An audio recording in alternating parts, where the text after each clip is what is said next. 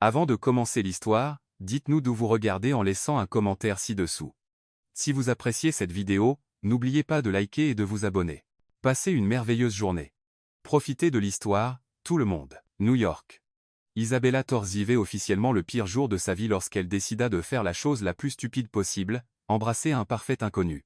Tout avait commencé lorsqu'elle aperçut Jake, son ex-petit ami de 3 ans qu'il avait quitté pour une blogueuse lifestyle de 22 ans, en train de flirter sans vergogne avec ladite blogueuse au beau milieu de la soirée de lancement du nouveau bar rooftop le plus en vogue à Soho. Le sang d'Isabella bouillonnait, non pas de jalousie du moins, c'est ce qu'elle se répétait mais de l'audace pure de Jake à se présenter à la soirée où elle fêtait l'obtention de son emploi de rêve chez Sterling Creative, l'une des agences publicitaires les plus prestigieuses de Manhattan. Ce crétin ne va pas gâcher ma soirée, marmonna-t-elle, serrant son verre de champagne plus fort. C'est alors qu'elle le vit, grand, cheveux bruns, avec une barbe naissante qui suggérait qu'il avait des préoccupations plus importantes que son apparence, bien que le résultat final fût incroyablement attirant.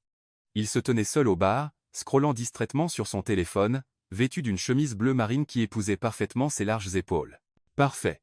Isabella prit une profonde inspiration, lissa la robe rouge qu'elle avait soigneusement choisie pour ce soir, et marcha vers l'inconnu avec la détermination de quelqu'un sur le point de commettre une folie calculée. « Excusez-moi, dit-elle, s'approchant assez près pour sentir son eau de Cologne quelque chose de boisé qui fit faire un petit bond traître à son estomac. « Pouvez-vous m'aider avec quelque chose ?» Il leva les yeux de son téléphone, et Isabella faillit perdre son sang-froid. Ses yeux étaient d'un bleu vert saisissant qui semblait changer comme les vagues de l'océan sous les lumières colorées du bar. Et quand il sourit un sourire en coin, curieux elle sentit ses genoux fléchir. « Bien sûr, répondit-il, sa voix grave et légèrement rauque. « De quoi avez-vous besoin ? J'ai besoin que vous m'embrassiez. » Les mots jaillirent avant qu'elle ne puisse les retenir. L'inconnu cligna des yeux, visiblement surpris, et Isabella se hâta d'expliquer. « Mon ex est là. » Bah. Elle désigna vaguement Jake et sa nouvelle petite amie. « J'ai juste besoin qu'il voie que j'ai tourné la page, moi aussi. Ça vous dérangerait de faire semblant pendant quelques secondes ?» L'inconnu suivit son regard rapidement, repérant le couple qui se montrait ostensiblement. Quand il regarda à nouveau Isabella, il y avait quelque chose d'amusé dans ses yeux. « Votre ex n'a pas très bon goût, n'est-ce pas ?» dit-il, jetant un regard évaluateur à Jake. « Vous voulez juste un petit baiser ou quelque chose de plus convaincant ?» Le cœur d'Isabella s'emballa. Convaincant serait parfait. Alors, donnons-leur un spectacle. Il s'approcha, une main ferme posée sur sa taille, l'autre montant pour encadrer son visage avec une douceur qui contrastait avec l'intensité du moment. Isabella eut exactement une seconde pour remarquer que ses yeux avaient de minuscules éclats argentés avant qu'il ne l'embrasse. Et quel baiser ce fut! Ce n'était pas le baiser théâtral qu'elle avait imaginé. C'était quelque chose de bien plus dangereux. Brûlant, intense, avec juste ce qu'il fallait de tendresse pour lui faire complètement oublier où elle était, pourquoi elle faisait cela, et même son propre nom. Il avait le goût du whisky et de promesses tacites.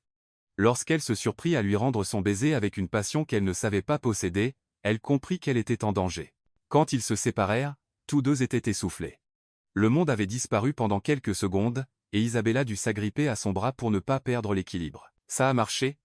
demanda-t-il, sa voix plus rauque qu'auparavant.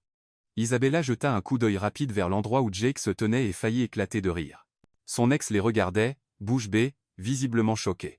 « Mission accomplie », souffla-t-elle, essayant encore de reprendre ses esprits. « Parfaitement, bien. » Il sourit, mais il y avait maintenant quelque chose de différent dans ses yeux, une intensité qui la fit rougir. « Vous savez, je demande généralement un nom avant d'embrasser quelqu'un. »« Isabella » répondit-elle automatiquement. « Isabella Torres. »« Ethan » dit-il en lui tendant la main de manière formelle, comme s'il n'avait pas partagé le baiser le plus intense de sa vie. « Ethan Carter. » Ils se regardèrent pendant un moment qui s'étira au-delà du confortable, chargé d'une tension qu'Isabella ne savait pas comment interpréter.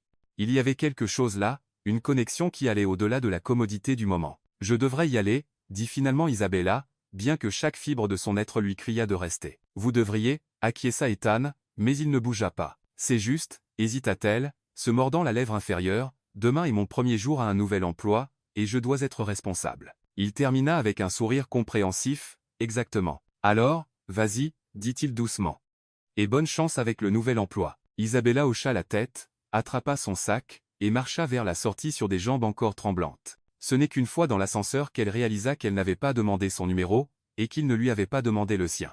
Un baiser parfait avec un parfait inconnu, et elle ne le reverrait probablement jamais. Le lendemain matin, Isabella se réveilla avec l'estomac noué. Premier jour chez Sterling Creative, l'opportunité de sa carrière. Elle s'habilla soigneusement. Blasé bleu marine, chemisier blanc, jupe crayon noir, l'image parfaite d'une cadre publicitaire compétente et professionnelle. Rien qui ne rappellerait la femme qui avait embrassé un inconnu la veille au soir. Le bâtiment de l'agence était imposant, tout en verre et acier au cœur de Midtown Manhattan. Isabella prit une profonde inspiration en entrant dans l'ascenseur qui la conduirait au 18 étage. Elle avait travaillé des années pour arriver ici, diplômée de Columbia, stage dans des agences plus petites, construisant son portfolio campagne après campagne. C'était son moment. La réception était exactement comme elle l'avait imaginé, élégante, moderne, avec des prix publicitaires fièrement exposés sur les murs. La réceptionniste, une jeune femme aux cheveux auburn parfaitement coiffés, leva les yeux avec un sourire éclatant. « Vous devez être Isabella Toth. Bienvenue chez Sterling Creative. Je suis Lily. M. Carter vous attend dans la salle de conférence B. » Le sang d'Isabella se glaça. « Monsieur Carter ? Oui, Ethan Carter, notre directeur créatif. Il dirigera votre orientation. » Le sourire de Lily ne vacilla jamais. « Il est vraiment génial à travailler. Vous avez de la chance d'être dans son équipe. » Le monde vacilla légèrement. Isabella parvint à esquisser un faible sourire et suivit les indications de Lily dans un couloir bordé d'affiches de campagne, son cœur battant contre ses côtes. Cela ne pouvait pas arriver. L'univers n'était pas aussi cruel. Elle s'arrêta devant la salle de conférence B, prit une inspiration pour se calmer, et frappa. « Entrez. » Isabella poussa la porte et entra dans son pire cauchemar.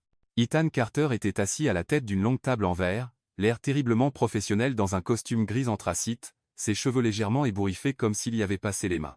Lorsqu'il leva les yeux et la vit, sa tasse de café s'immobilisa à mi-chemin de ses lèvres. Pendant un instant qui sembla une éternité, ils se contentèrent de se regarder.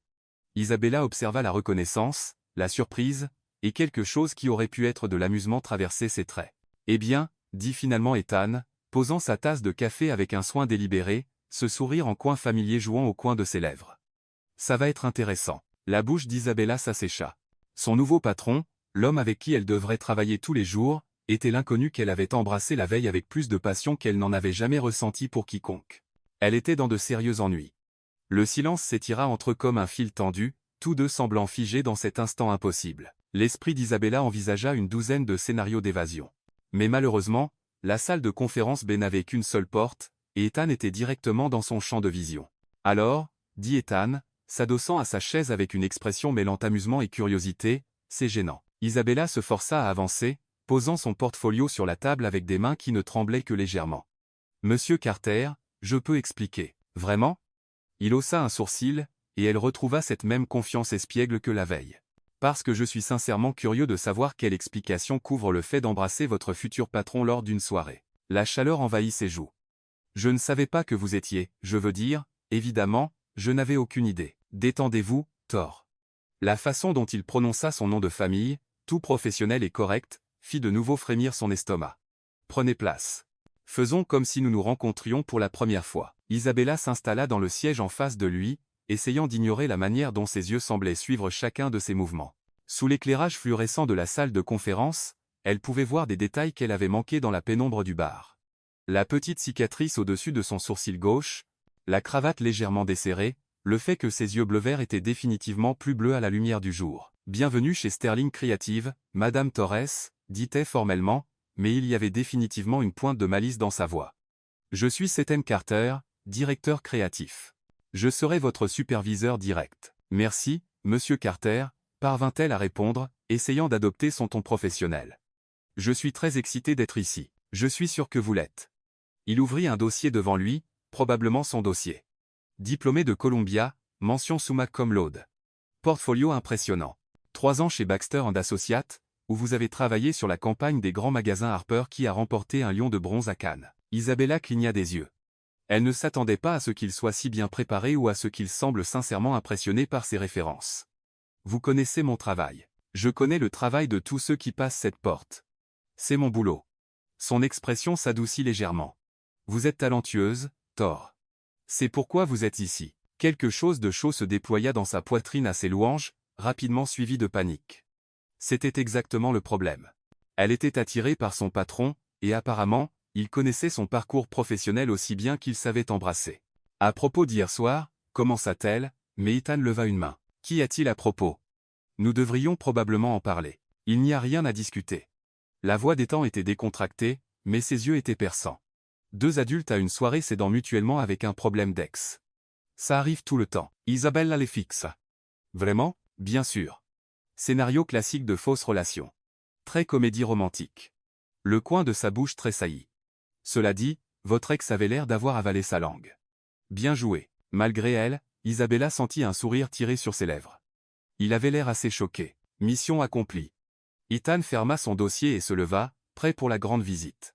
Les 2 heures suivantes passèrent dans un tourbillon de présentations, de plans des bureaux et de politique de l'entreprise. Ethan était le guide professionnel parfait, savant, drôle et totalement approprié. Si Isabella n'avait pas su, elle aurait pu penser qu'elle avait imaginé toute l'histoire du baiser. Sauf pour la manière dont sa peau semblait vibrer chaque fois qu'il la frôlait accidentellement, ou comment son souffle se bloquait quand il se penchait par-dessus son épaule pour lui montrer quelque chose sur son ordinateur, ou le fait qu'elle continuait à jeter des coups d'œil à sa bouche quand il parlait. C'est une catastrophe. Et voici votre bureau, dit Ethan, ouvrant la porte d'un petit espace lumineux en coin avec des fenêtres donnant sur la rue. Votre première mission est sur votre bureau. La campagne d'ONCAF. Ils veulent quelque chose de frais pour leur lancement d'automne. Isabella entra dans l'espace, sincèrement impressionnée. Ce n'était pas immense, mais il y avait de la lumière naturelle et assez de place pour qu'elle puisse le personnaliser. C'est parfait. Bien. Ethan s'appuya contre le chambranle de la porte, et Isabella essaya de ne pas remarquer comment cette pose mettait en valeur ses larges épaules. Réunion d'équipe à 15 heures pour passer en revue les projets en cours. Pensez-vous pouvoir vous lancer directement? Absolument. Elle se tourna pour lui faire face, projetant une confiance qu'elle ne ressentait pas entièrement. Carter, je veux que vous sachiez que ce qui s'est passé hier soir n'interférera pas avec mon travail ici. Je suis professionnel. Ethan l'étudia pendant un long moment, son expression indéchiffrable. Je n'en ai jamais douté, Thor. Mais je dois demander, serez-vous capable de travailler avec moi? Parce que si cette situation doit vous mettre mal à l'aise, nous devrions en parler maintenant. La question l'a pris au dépourvu par sa franchise. Serez-vous capable de travailler avec moi? J'ai posé la question en premier. Isabella soutint son regard avec assurance. Je peux gérer si vous le pouvez. Bien. Il se redressa, tout à fait professionnel à nouveau. Une dernière chose. Environ 50% de la publicité repose sur la chimie, l'étincelle entre les idées, entre les membres de l'équipe, entre la marque et le consommateur. La chimie ne peut pas être feinte, et elle ne peut pas être forcée. Le cœur d'Isabella commença à s'emballer. Que voulez-vous dire? Je dis que ce qui s'est passé hier soir, quoi que ce soit, n'est pas nécessairement une mauvaise chose pour notre relation de travail. Le sourire d'Ethan était énigmatique. Tant que nous restons professionnels. Avant qu'Isabella ne puisse répondre, il était parti, la laissant seule dans son nouveau bureau avec ses pensées tourbillonnant comme une tornade. Rester professionnel, d'accord? Facile, sauf que chaque cellule de son corps semblait s'illuminer quand il était là. Elle passa le reste de la matinée à plonger dans les documents de ONCAF, reconnaissante d'avoir quelque chose de concret sur quoi se concentrer. La chaîne de café voulait se réinventer pour la saison d'automne, ciblant les jeunes professionnels en quête de plus qu'un simple café. Ils voulaient une communauté, de la chaleur, un sentiment d'appartenance. Isabella esquissait des concepts préliminaires lorsqu'on frappa à sa porte, interrompant sa concentration. « Entrez » lança-t-elle, s'attendant à voir Ethan. Au lieu de cela, une petite femme aux cheveux blonds courts et aux lunettes de designer passa la tête. « Isabella Thor, je suis Emma Larson, gestionnaire de compte. Avez-vous une minute? Bien sûr. » Isabella désigna la chaise en face de son bureau. « Ravi de vous rencontrer. » Emma s'installa dans la chaise avec une grâce fluide de quelqu'un à l'aise dans sa peau. Elle avait probablement une trentaine d'années, impeccablement habillée d'une manière qui suggérait à la fois compétence et style. « Alors, dit Emma sans préambule, c'est vous qui avez distrait Ethan. » Isabella faillit s'étouffer avec son café. « Pardon, ne vous inquiétez pas, ce n'est pas évident pour la plupart des gens, mais j'ai travaillé avec Ethan pendant 4 ans, et je ne l'ai jamais vu vérifier son téléphone autant qu'il l'a fait ce matin. Et en plus, il fredonnait. » Le sourire d'Emma était malicieux. « Ethan Carter ne fredonne pas. Je n'ai aucune idée de ce dont vous parlez, dit faiblement Isabella. Bien sûr. » Emma sembla totalement incrédule. « Écoutez, je ne suis pas là pour cancaner. Bon, d'accord, je suis un peu là pour cancaner, mais surtout, je voulais vous donner un aperçu des dynamiques du bureau. » Quel genre d'aperçu? Emma se pencha en avant, conspiratrice. Ethan est compliqué, brillant dans ce qu'il fait, mais il a cette aura de bourreau de travail émotionnellement indisponible.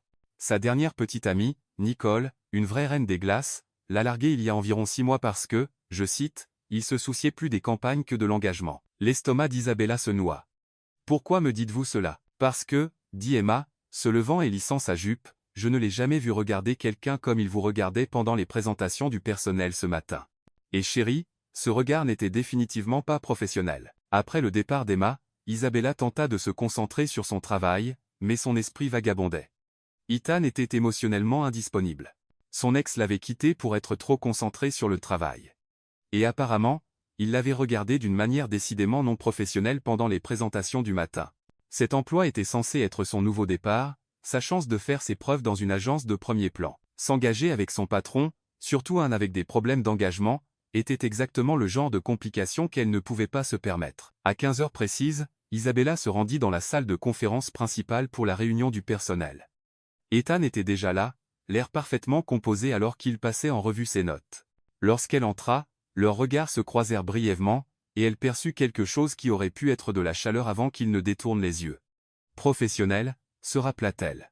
Restez professionnel. Très bien, tout le monde, dit Ethan alors que la salle se remplissait de gestionnaires de comptes, de rédacteurs publicitaires et de designers. Parlons de ce sur quoi nous travaillons cette semaine. La réunion se déroula sans accroc, Ethan démontrant exactement pourquoi il était le directeur créatif. Il était incisif, perspicace, et avait le don de poser les bonnes questions pour faire avancer les idées. Isabella se trouva sincèrement impressionnée par son style de leadership. Thor, dit Ethan à mi-parcours de la réunion, quelle est votre première impression sur le brief de Dawn Café? Tous les regards se tournèrent vers elle, et Isabella ressentit la montée d'adrénaline familière d'être mise sur le devant de la scène. Ils disent vouloir cibler les jeunes professionnels, mais je pense qu'ils passent à côté d'une opportunité plus large. Le vrai marché, ce sont les gens qui recherchent une connexion authentique dans un monde de plus en plus numérique. Les cafés ne sont pas seulement une question de caféine. Ils sont une question de créer un espace où les gens peuvent se déconnecter et se reconnecter. Et si, au lieu de se concentrer sur l'angle professionnel, nous positionnions Dawn Café comme l'antidote à la surcharge numérique? Dawn Café, là où les conversations ont lieu. Mettre l'accent sur l'élément humain. La salle resta silencieuse un instant, et Isabella se demanda si elle avait outrepassé ses limites. Puis Ethan sourit pas le sourire poli et professionnel qu'il arborait toute la journée, mais quelque chose de réel et d'appréciatif. C'est exactement le genre de pensée qui va faire ressortir cette campagne, dit-il. Bon instinct, torse. La chaleur dans sa voix fit rougir ses joues, et elle baissa les yeux sur ses notes pour éviter le regard complice qu'elle pouvait voir Emma lui lancer. Après la réunion, les gens commencèrent à sortir, mais Ethan croisa son regard. Thor, pouvez-vous rester une minute? Le cœur d'Isabella battit la chamade alors que la salle se vidait, les laissant seuls. Ethan rassembla ses papiers lentement, semblant ne pas être pressé de parler. C'était du bon travail là, dedans, dit-il finalement. Merci, vous n'êtes pas ce à quoi je m'attendais. Le commentaire la surprit. À quoi vous attendiez-vous? Ethan la regarda pensivement. À quelqu'un de plus prudent. La plupart des gens passent leur premier jour à essayer de se fondre dans la masse, pas à défier le brief. Est-ce un problème? Au contraire. Il s'approcha, et Isabella retrouva cette odeur familière de son eau de Cologne. J'apprécie les gens qui n'ont pas peur de prendre des risques. L'air entre eux sembla s'épaissir, et Isabella prit soudainement conscience qu'ils étaient seuls dans la salle de conférence, qu'Ethan se tenait juste assez près pour qu'elle puisse voir les éclats dorés dans ses yeux, et que son cœur battait beaucoup trop vite pour une conversation professionnelle. Monsieur Carter, commença-t-elle, mais il l'interrompit. Ethan. Quand nous sommes seuls, vous pouvez m'appeler Ethan. Ethan, répéta-t-elle, et le nom semblait dangereux sur sa langue. Nous devrions probablement maintenir des limites professionnelles. Il termina, absolument. Mais aucun d'eux ne bougea. La tension s'étira entre eux, électrique et indéniable, jusqu'à ce qu'Isabella ait l'impression qu'elle pourrait s'enflammer spontanément. Je devrais retourner travailler, parvint-elle à dire. Vous devriez. La campagne Dawn Café ne se développera pas toute seule. Elle ne le fera pas. Pourtant, aucun d'eux ne bougea. Les yeux d'Ethan tombèrent sur sa bouche pendant une seconde si brièvement qu'elle aurait pu l'imaginer avant de croiser à nouveau son regard. Isabella, dit-il, et son nom dans sa voix fit fléchir ses genoux. Oui, ça va être intéressant. Avant qu'elle ne puisse répondre, il était parti, la laissant seule dans la salle de conférence avec son cœur battant à tout rompre et le sentiment distinct que sa vie professionnelle soigneusement planifiée allait devenir très, très compliquée. 3 semaines après son arrivée chez Sterling Creative, Isabella avait établi quelques faits clés sur sa nouvelle vie. Premièrement, elle était vraiment douée dans son travail. La campagne Dawn Café prenait forme magnifiquement, et elle avait déjà été impliquée dans 2 autres projets qui attiraient l'attention des associés principaux. Deuxièmement, Emma Larson était devenue à la fois sa meilleure amie au travail et sa source officieuse d'informations sur Ethan Carter, fournissant des mises à jour quotidiennes sur tout, de ses préférences en matière de café noir, sans sucre, comme son âme, selon Emma à son passé amoureux, sporadique et largement infructueux depuis Nicole. Troisièmement, et le plus problématique, travailler avec Ethan était comme être lentement électrocuté. Chaque réunion, chaque rencontre fortuite dans le couloir, chaque main frôlée accidentellement en attrapant le même document envoyait des étincelles dans son système qu'elle cachait de plus en plus mal. Cet homme était une torture professionnelle. Cela n'aidait pas qu'il semblait faire tout son possible pour être le patron parfait, soutenant ses idées, généreux avec les éloges, et totalement approprié à tout moment, ce qui, d'une certaine manière, rendait son attirance pour lui encore pire, car maintenant elle tombait aussi pour son esprit et son caractère en plus de son visage ridiculement attirant. « Tu regardes encore » dit Emma, s'installant dans la chaise en face du bureau d'Isabella avec son café habituel de l'après-midi. « Je ne regarde pas » protesta Isabella, détournant rapidement les yeux de la paroi vitrée du bureau d'Ethan, où il gesticulait animément pendant ce qui semblait être un appel téléphonique tendu. « J'observe les dynamiques du lieu de travail. » « Bien sûr. » « Et quelle dynamique du lieu de travail implique de regarder la bouche de ton patron bouger pendant 15 minutes d'affilée ?» Isabella sentit ses joues brûler. « Ce n'était pas 15 minutes. Chérie, j'ai chronométré. » Emma sourit malicieusement. « Tu es complètement accro. Je n'ai rien. Je suis une femme professionnelle avec un travail professionnel et des limites professionnelles. Des limites professionnelles qui n'incluent apparemment pas de déshabiller mentalement ton superviseur. » Emma, siffla Isabella, jetant un coup d'œil autour pour s'assurer que personne n'avait entendu. « Détends-toi. » Tout le monde est rentré chez soi sauf nous, les acharnés, et Ethan, qui, je suis presque sûr, vit ici. Emma se renversa dans sa chaise. « D'ailleurs, pourquoi es-tu encore là ?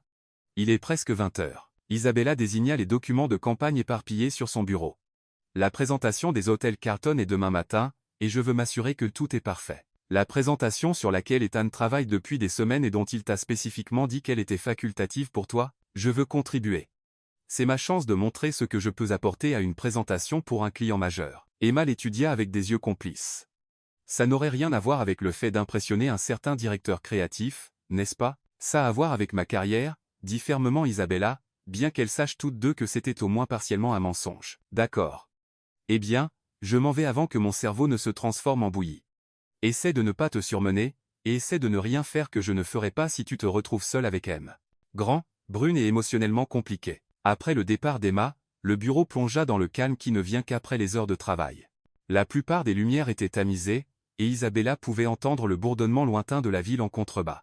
Elle avait réellement besoin de terminer ses préparatifs pour la présentation de demain, mais elle serait hypocrite si elle disait que la possibilité de croiser Ethan n'était pas une partie de sa motivation pour rester tard. Elle était plongée dans l'examen des recherches de marché lorsqu'une ombre tomba sur son bureau. Thor. Isabella leva les yeux pour trouver Ethan debout dans l'embrasure de sa porte, sans veste, les manches retroussées, l'air d'avoir eu une longue journée. Ses cheveux étaient ébouriffés, probablement à force d'y passer les mains, et il y avait une fatigue autour de ses yeux qui lui donnait envie de faire quelque chose de totalement inapproprié, comme lui offrir de masser ses épaules. « Ethan, » dit-elle, fière de la normalité de sa voix. « Je pensais que vous étiez parti. Je pensais la même chose de vous. » Il désigna son bureau, qui ressemblait à une explosion de papier. « Hôtel Carlton ? Je voulais être préparé pour demain. Vous savez que vous n'avez pas à assister à la présentation, n'est-ce pas ? Ce sera surtout moi qui parlerai et ferai du charme. Je sais, mais j'ai des idées, et je pense qu'elles pourraient t'aider. » Isabella se leva, rassemblant quelques maquettes sur lesquelles elle travaillait. « Et si nous repositionnions leurs propriétés de charme non pas comme des logements de luxe, mais comme des expériences locales immersives ? Hôtel Carlton. Vivez comme un local. Rêvez comme un voyageur. » Les sourcils d'Ethan se haussèrent, et il entra dans son bureau pour mieux regarder ses documents. « Montrez-moi. » Pendant les 20 minutes suivantes, Isabella lui présenta ses concepts, expliquant comment il pourrait s'intégrer à la culture locale, mettre en avant des expériences uniques de quartier, et créer des campagnes sur les réseaux sociaux qui attiraient les jeunes générations à la recherche d'expériences de voyage authentiques plutôt que d'un luxe générique. Ethan écouta attentivement, posant des questions pertinentes et développant ses idées de manière à accroître son excitation. C'était ce qu'elle aimait dans la publicité. Le processus créatif collaboratif, la façon dont deux esprits pouvaient s'enflammer l'un l'autre pour créer quelque chose de plus grand que ce que chacun pouvait accomplir seul. « C'est brillant, » dit finalement Ethan, étudiant la dernière de ses maquettes. « Pourquoi n'en avez-vous pas parlé dans les réunions de planification ?» Isabella hésita. « Je n'étais pas sûr que ce soit ma place. »« C'est votre client, votre présentation. » Isabella, la façon dont il prononça son nom la fit lever les yeux vers lui, « Vous faites partie de cette équipe. Vos idées sont toujours les bienvenues. » Ils se tenaient proches l'un de l'autre, penchés sur son bureau pour examiner les documents. Isabella prit soudainement conscience de l'intimité du moment, le bureau vide, l'éclairage doux, La manière dont Ethan la regardait avec quelque chose qui allait au-delà de l'appréciation professionnelle. Nous devrions probablement intégrer cela dans la présentation de demain, dit Ethan, mais sa voix était plus rauque que d'habitude. Nous devrions, acquiesça Isabella, bien qu'elle ne fit aucun mouvement pour s'éloigner de lui. Ça voudra dire rester tard pour réviser la présentation. Ça ne me dérange pas, Isabella. La main d'Ethan monta pour toucher son visage, son pouce caressant sa joue dans un geste qui n'était définitivement pas professionnel. Nous ne devrions pas. Je sais, murmura-t-elle, mais elle ne s'éloigna pas. Vous travaillez pour moi. Je sais que cela pourrait tout compliquer. Je sais. Les yeux d'Ethan scrutèrent son visage. Alors pourquoi ne fuis-tu pas? La question resta suspendue entre eux, chargée de possibilités et de dangers. Isabella pensa à toutes les raisons pour lesquelles elle devrait reculer. Sa carrière, les politiques de bureau, le fait qu'Emal avait averti des problèmes d'engagement d'Ethan. Mais debout là, dans la lumière tamisée de son bureau, avec Ethan la regardant comme si elle était quelque chose de précieux et de dangereux, elle ne pouvait se résoudre à s'en soucier. Parce que, dit-elle doucement, parfois, le meilleur travail créatif vient de prendre des risques. Le sourire d'Ethan fut lent et dévastateur. Est-ce ce que c'est? Un travail créatif? Je ne sais pas ce que c'est. Moi non plus. Son pouce traça le long de sa mâchoire. Mais je sais que je n'ai pas pu arrêter de penser à toi depuis cette nuit au bar. Ethan, je sais que je ne devrais pas vouloir t'embrasser à nouveau, mais je le veux tous les jours, à chaque réunion, chaque fois que tu discutes avec moi des stratégies de campagne ou que tu as cette petite ride entre les sourcils quand tu te concentres. Le souffle d'Isabella se bloqua. Tu remarques quand j'ai une ride entre les sourcils? Je remarque tout de toi. Son aveu était calme, presque réticent. Ça devient un problème. Pourquoi est-ce un problème? Parce que je suis ton patron. Parce que les relations au travail sont compliquées. Parce que je suis apparemment terrible pour empêcher ma vie personnelle de détruire ma vie professionnelle. La main d'Ethan retomba de son visage, et elle ressentit immédiatement le manque de contact. Demande à Nicole. Elle te donnera une liste détaillée de mes échecs relationnels. Je me fiche de Nicole. Tu devrais. Elle avait raison à mon sujet. Je suis un bourreau de travail avec des problèmes d'intimité qui placent les campagnes avant les gens. Isabella étudia son visage, voyant l'inquiétude sincère qui s'y trouvait. T'est-il jamais venu à l'esprit que être Nicole était simplement la mauvaise personne? Que veux-tu dire? Je veux dire, être que le problème n'était pas que tu te souciais trop du travail. Être que le problème était que tu étais avec quelqu'un qui ne comprenait pas que le travail peut être une passion, pas seulement une obligation. Isabella s'approcha de lui. Être que tu avais juste besoin de quelqu'un qui s'enthousiasme pour les stratégies de campagne et qui ne voit pas d'inconvénient à passer des soirées tardives au bureau. Ethan la fixa. Quelqu'un comme toi, quelqu'un comme moi. La tension entre eux était si épaisse qu'Isabella pouvait presque la voir scintiller dans l'air. Les yeux d'Ethan tombèrent sur sa bouche, et elle retint son souffle, attendant de voir ce qu'il ferait. C'est faux, murmura-t-il. Complètement fou. Nous allons probablement le regretter. Mais au lieu de l'embrasser, Ethan recula, passant ses mains dans ses cheveux. Nous devrions travailler sur la présentation. Isabella cligna des yeux, déconcertée par ce changement soudain. D'accord, la présentation. Limite professionnelle, dit Ethan, bien qu'il semblât essayer de se convaincre autant qu'elle. Limite professionnelle, répéta-t-elle faiblement. Ils passèrent les 2 heures suivantes à réviser la présentation des hôtels Carlton, intégrant les concepts d'Isabella et affinant le discours. Cela aurait dû être gênant après leur moment, mais au lieu de cela, cela semblait naturel, comme s'ils avaient été partenaires créatifs pendant des années. Ils tombèrent dans un rythme facile, développant les idées de l'autre, remettant en question les hypothèses, et créant quelque chose de définitivement meilleur que ce que chacun aurait pu produire seul. Lorsqu'ils terminèrent, il était plus de 22 heures, et les yeux d'Isabella brûlaient d'avoir fixé l'écran de son ordinateur. Je pense que c'est bon, dit Ethan, enregistrant la version finale de la présentation. Vraiment bon. Le client va adorer l'angle de l'expérience locale. C'était un effort d'équipe, dit Isabella, étirant ses bras au-dessus de sa tête. C'était ton idée. Je mets ton nom sur la présentation. La tête d'Isabella se redressa brusquement. Tu n'as pas à faire ça. Je ne le fais pas pour être gentil. Je le fais parce que tu l'as mérité. Ethan ferma son ordinateur portable et la regarda sérieusement. Isabella, tu es talentueuse. Vraiment talentueuse. Ne laisse personne, y compris moi, te faire douter de cela. La sincérité dans sa voix rendit sa poitrine serrée. Merci. Viens, je te raccompagne à ta voiture. Ils rassemblèrent leurs affaires et se dirigèrent vers l'ascenseur dans un silence confortable. Ce n'est qu'une fois dans le parking vide qu'Ethan parla à nouveau. À propos de ce qui s'est passé là, nous n'avons pas à en parler, dit rapidement Isabella. Si, nous devons. Ethan se tourna pour lui faire face. Je veux que tu saches que ton emploi ici ne dépend pas de ce qu'il y a entre nous. Tu es ici parce que tu es bonne dans ce que tu fais, pas parce que je suis attiré par toi. Je le sais. Vraiment? Parce que j'ai besoin que tu saches que si jamais tu as l'impression que je franchis une ligne ou si cette situation devient inconfortable, tu peux me le dire. Ta carrière est importante, et je ne laisserai pas mes sentiments personnels la compromettre. Isabella le regarda. Sous l'éclairage fluorescent du parking, elle pouvait voir la fatigue sur son visage, la manière dont il portait le poids de la responsabilité, non seulement pour l'agence, mais pour tous ceux qui y travaillaient, y compris elle. Ethan, dit-elle doucement, et si je ne voulais pas de limite professionnelle? Il se figea. Que dis-tu? Je dis que être certains risques valent la peine d'être pris. Être que certaines complications valent la peine d'être vécues. Elle s'approcha de lui. Être que certaines personnes valent la peine de briser les règles. Pendant un moment, Ethan se contenta de la fixer. Puis, lentement, il tendit la main et encadra son visage de ses mains. Tu vas être une source d'ennui, n'est-ce pas? Murmura-t-il. Du meilleur genre, chuchota-t-elle en retour. Cette fois, quand il l'embrassa, ce n'était pas pour le spectacle ou par commodité ou pour une autre raison que celle qu'ils le voulaient tous les deux désespérément. C'était doux, intense et plein de promesses. Quand ils se séparèrent enfin, Isabella sentit que tout son monde s'était transformé. Que se passe-t-il maintenant? Demanda-t-elle. Ethan posa son front contre le sien. Maintenant, nous trouvons comment faire fonctionner ça. Ce n'est pas très professionnel de votre part, Monsieur Carter.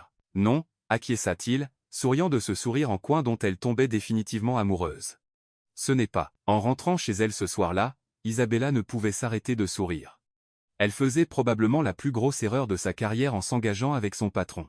Mais pour la première fois depuis son arrivée à New York, elle sentait qu'elle était exactement là où elle devait être, même si cela allait être compliqué. La présentation des hôtels Carlton fut un triomphe complet.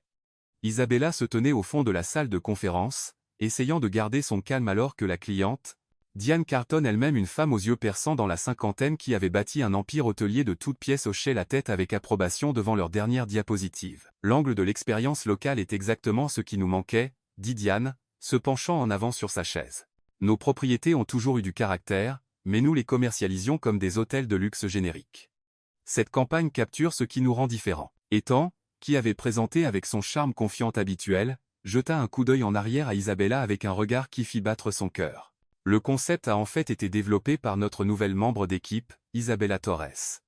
Isabella, voulez-vous présenter la stratégie de mise en œuvre? Pendant une fraction de seconde, la panique envahit la poitrine d'Isabella. Ce n'était pas prévu. Ethan la mettait sur le devant de la scène devant l'un des plus gros clients de l'agence.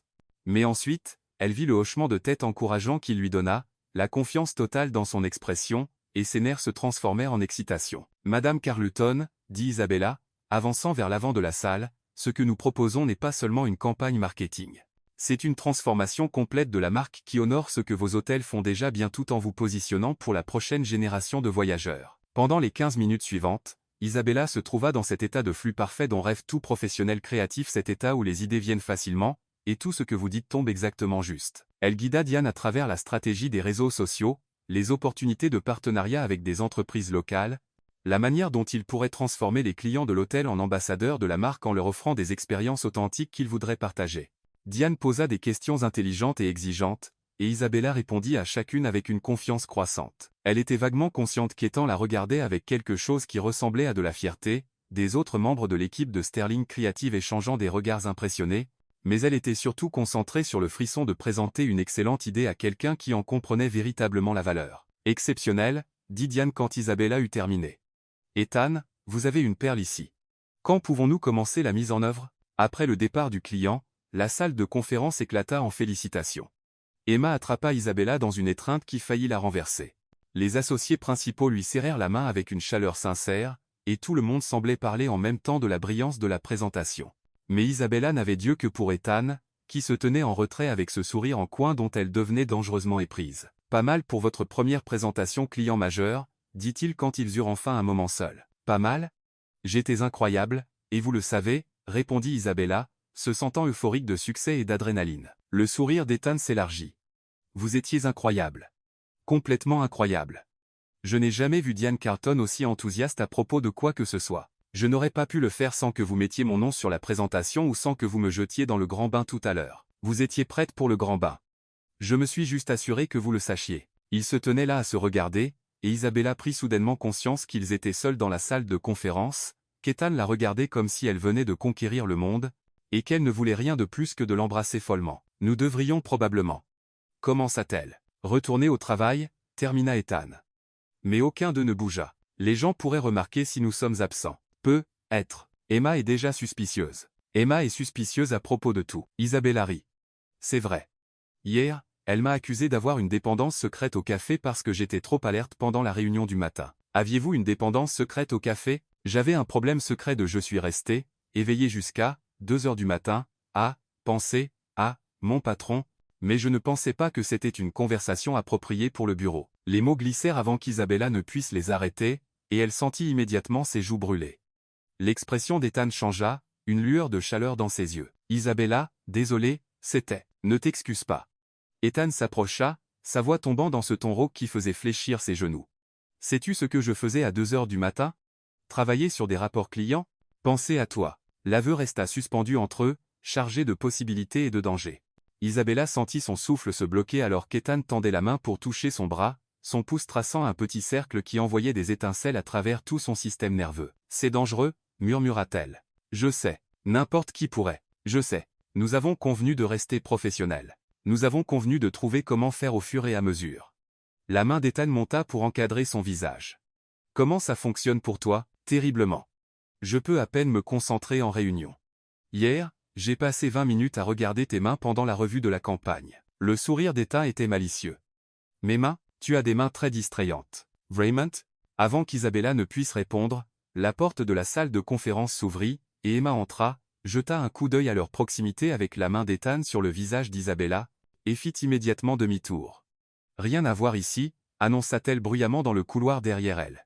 Juste 2 collègues ayant une discussion parfaitement professionnelle sur des rapports trimestriels. Des rapports trimestriels très ennuyeux. Ethan laissa tomber sa main et recula, mais il souriait. Isabella couvrit son visage avec ses mains, mortifiée. La voie est libre, dit Emma, se retournant. Mais vous deux devriez être travailler sur votre subtilité ou investir dans un bureau avec de meilleures serrures. Emma, commença Isabelle. Détends-toi, chérie. Votre secret est en sécurité avec moi.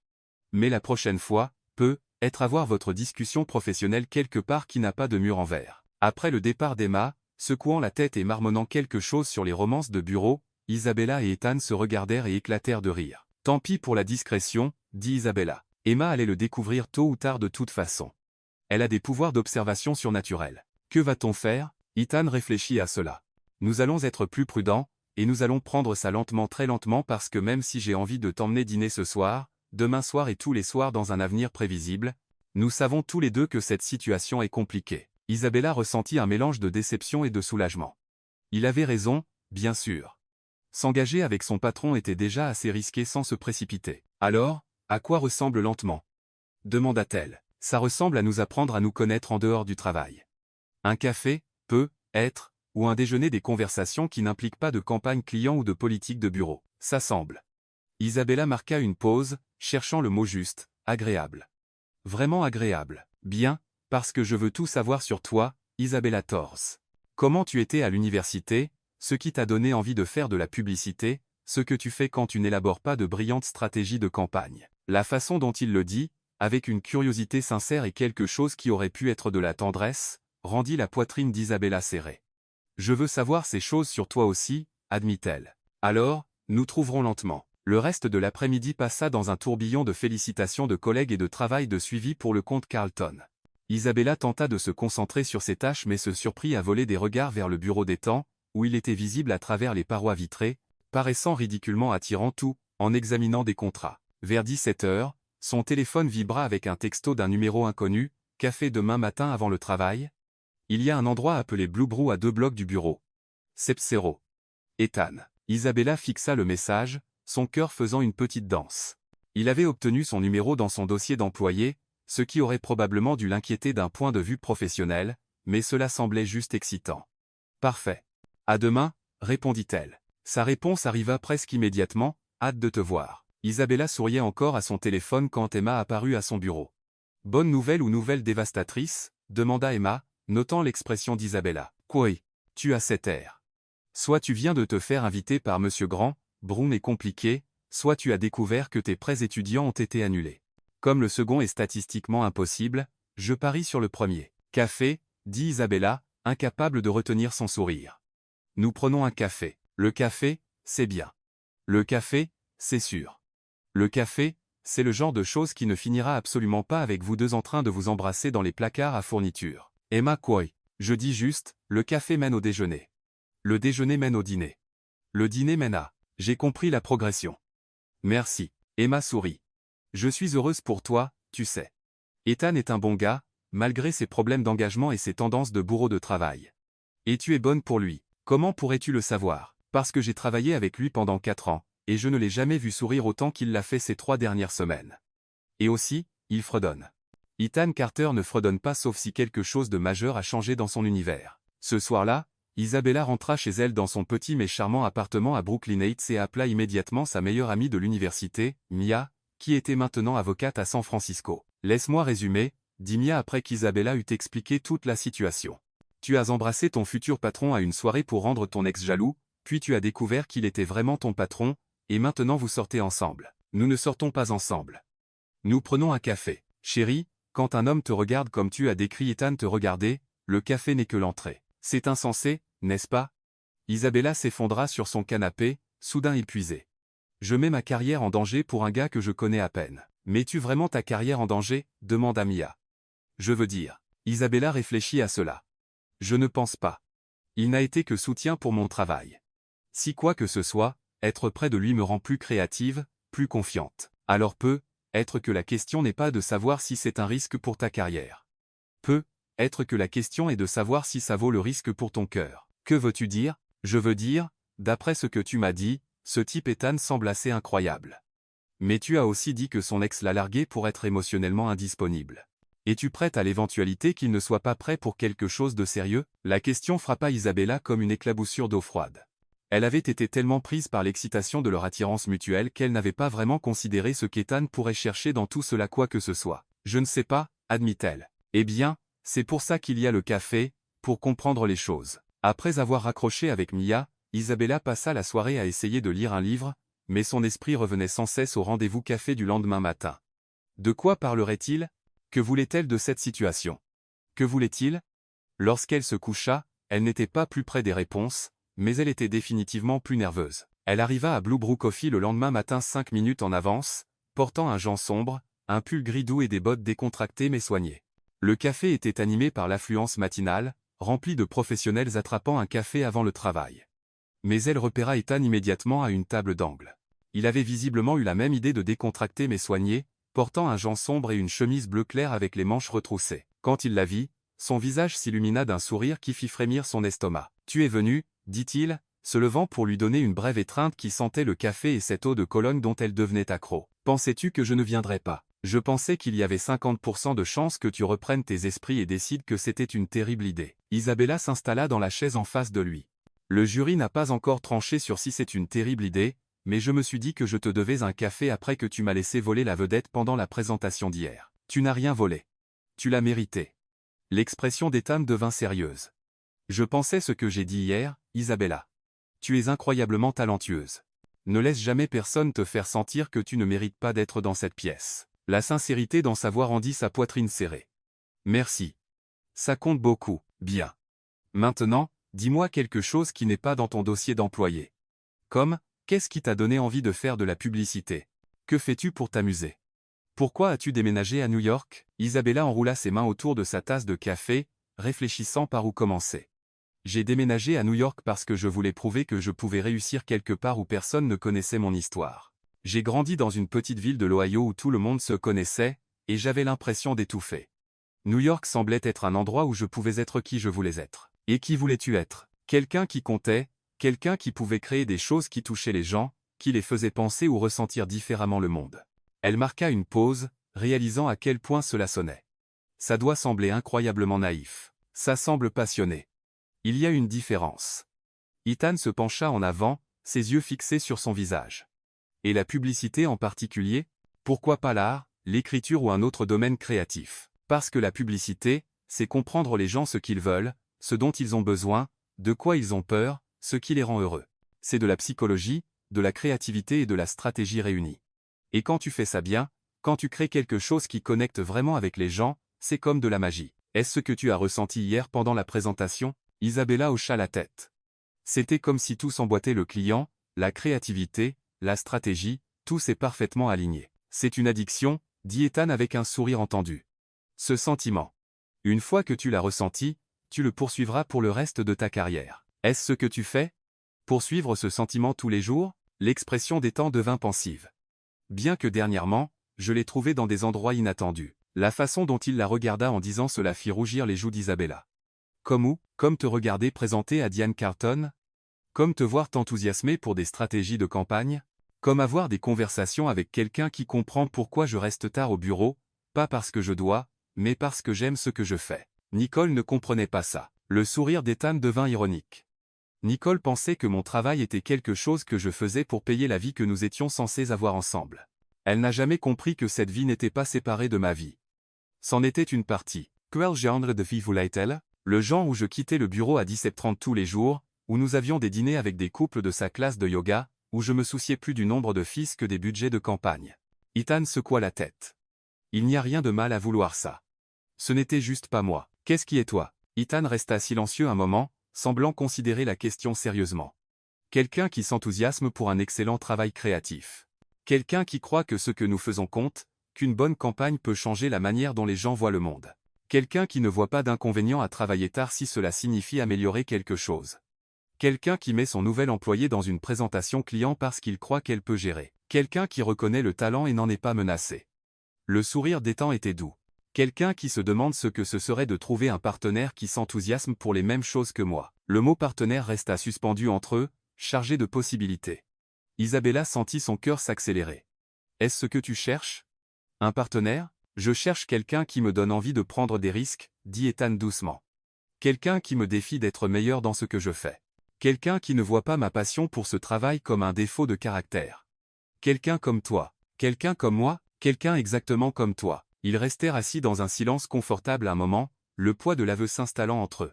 Isabella sentit qu'ils se tenaient au bord de quelque chose de significatif, et elle était à la fois terrifiée et exhilarée par la perspective de sauter. Ethan, dit-elle finalement, que se passe-t-il si ça ne marche pas? Qu'advient-il de mon travail, de la dynamique d'équipe? Honnêtement, je ne sais pas. Ethan tendit la main à travers la table pour couvrir la sienne. Mais je sais que je préférais tenter le risque d'essayer plutôt que de passer l'année prochaine à me demander ce qui aurait pu être, même si c'est compliqué. Surtout parce que c'est compliqué. Le meilleur travail créatif vient de l'acceptation de la complexité, pas de son évitement. Isabella baissa les yeux sur leurs mains jointes, ses doigts chauds et forts contre les siens. C'est fou, complètement fou. Nous pourrions tous les deux finir par être blessés. Nous pourrions. Ou nous pourrions finir avec quelque chose d'incroyable. Le sourire d'Ethan était brillant. Ou nous pourrions finir avec quelque chose d'incroyable. Isabella prit une profonde inspiration, sentant qu'elle était sur le point de prendre l'une des décisions les plus importantes de sa vie. D'accord? D'accord, soyons fous. Prenons le risque.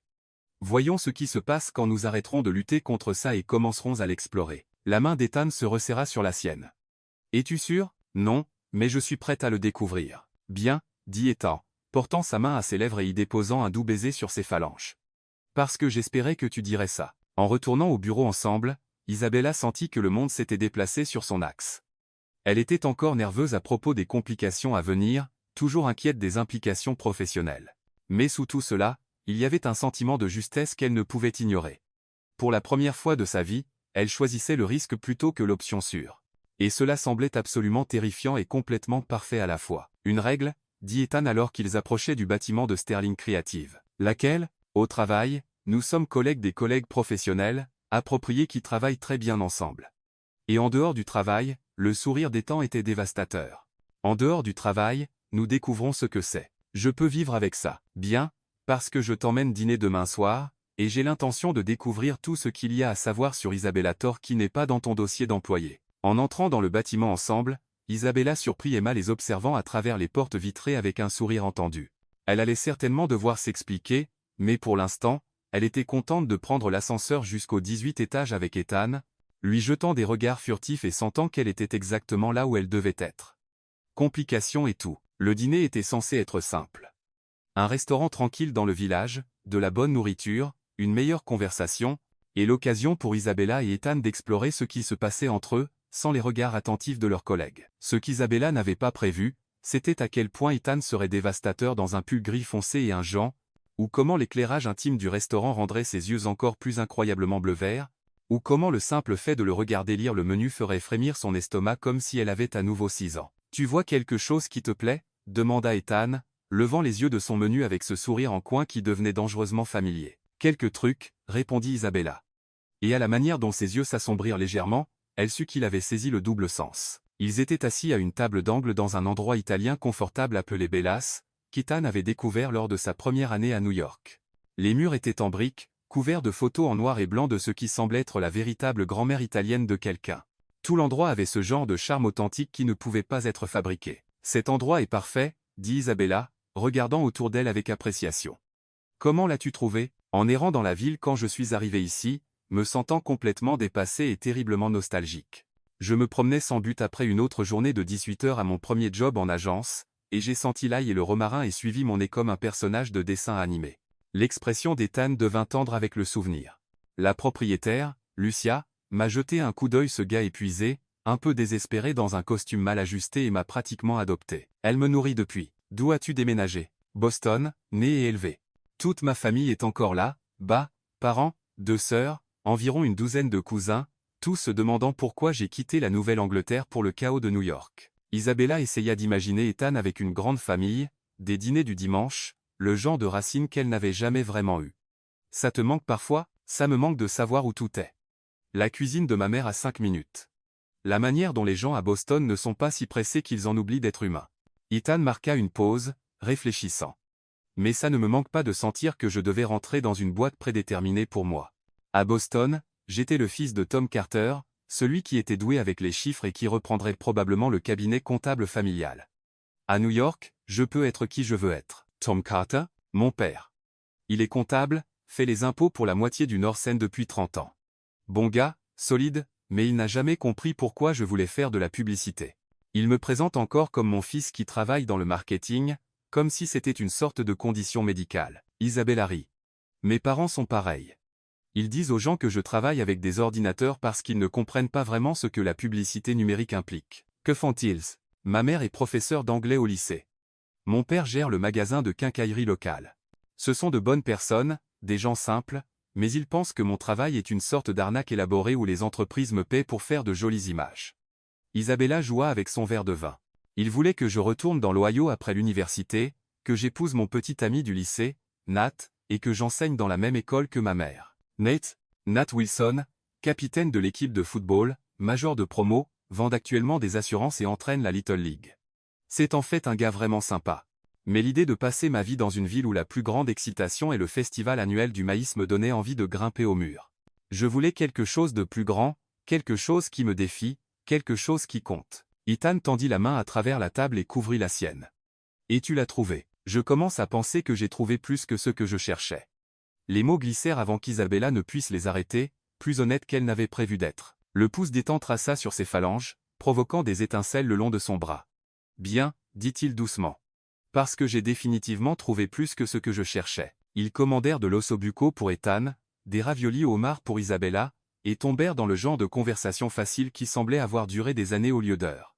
Ethan lui raconta ses années à Northeastern, ses désastres précoces à son premier emploi en agence, la campagne qui avait enfin établi sa réputation. Isabella partagea des histoires sur ses stages, son premier grand échec de campagne, le moment où elle avait réalisé que la publicité n'était pas seulement son travail, mais sa vocation. Quel était l'échec de la campagne?